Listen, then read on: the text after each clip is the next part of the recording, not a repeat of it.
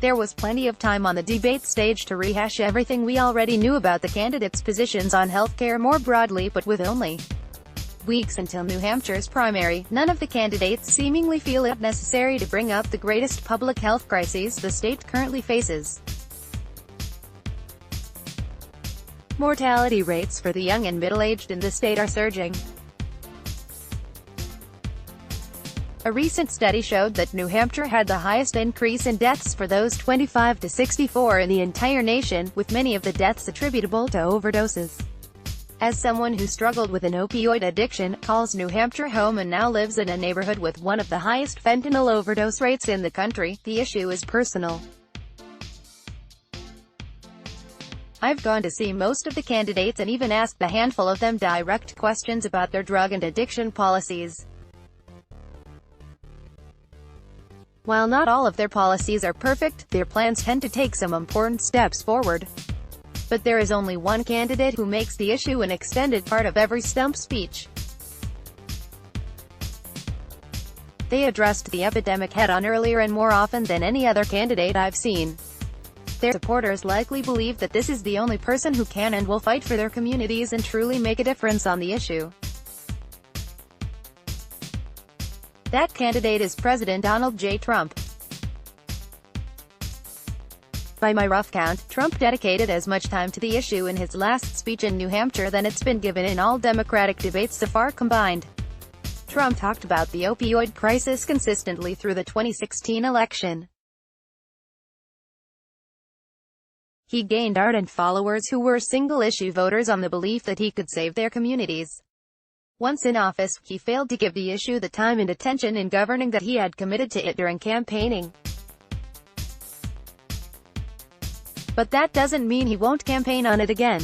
An initial budget proposal from the administration in 2017 almost cut funding to the Drug Control Office by 95%, until bipartisan outcry saved a majority of the funding. Tom Marino, Trump's first appointee for the drug czar position, withdrew his name after it came out that he had backed legislation restricting law enforcement from clamping down on diverted opioids and pill mills. Funding for treatment has increased but is far from adequate. Modest criminal justice reform still hasn't rolled back the war on drugs, and the Attorney General's office is working to stop proven harm reduction measures that save lives, such as safe injection sites, from operating in local communities. For Trump, the issue seemingly isn't one to fix but is rhetorical fuel for the fire. When he talks about overdoses, the next topic is often immigration. How do you get a crowd in the Midwestern states with northern borders to become voters motivated by a call to build a wall thousands of miles away? Tell them the southern border is the source of the epidemic destroying their communities and that a wall is the way to fix it? During his last speech in New Hampshire, he made his talking points of the drug crisis and immigration crisis one and the same, saying, "At the center of America's drug crisis is the border crisis." He gives his crowds a story to believe about how and why they are seeing their friends, family and loved ones dying at record rates. The problem is not with American society or failed domestic policies but Democrats who, he claims, want open borders. It doesn't matter that most of the drugs that do come in through the southern border are smuggled through ports of entry, not in between space where a wall would go. It doesn't matter that the drug is easily synthesized in a lab, or that much of New Hampshire's supply is locally manufactured in, and distributed from, Massachusetts. The narrative that Trump is giving is a story that people believe, and it has worked before. The Chinese Exclusion Act of 1882 was driven in part by the economic anxieties of native-born railroad workers, but anti-Chinese sentiment was also fueled by fears of opium dens. Prohibition mixed concerns about alcohol with discrimination against Irish, Italian and other European immigrants. Fear of crack cocaine and black men gave us mass incarceration. The list of mixing fear of drugs with racism and xenophobia is long. Most of the Trump supporters I talk to do not see themselves as anti-immigrant, they see themselves as supporting the guy who will protect their family and community. Here's how Trump put it to his supporters here in New Hampshire: "Even though many people that come into our country are wonderful people, we have serious criminals that want to come in, and if we had open borders, they would be flowing in like you've never seen before." Democrats want open borders, they don't mind crime.